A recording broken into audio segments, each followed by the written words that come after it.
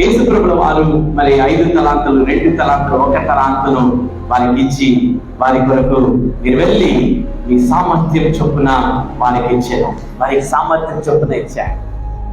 5 తలాంతులు వ్యక్తి దగ్గర అతని సామర్థ్యాన్ని చూశాడు. సామర్థ్యాన్ని మించి దేవుడు ఇవ్వడు. ఎవరి సామర్థ్యం కొలది వారికి ఇస్తాడు.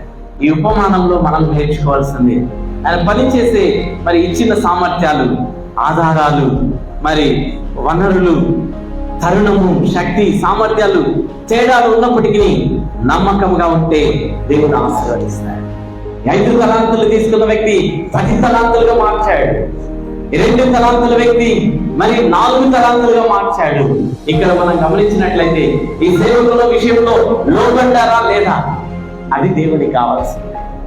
ఇచ్చిన పనికి మనం లోబడినామా లేదా?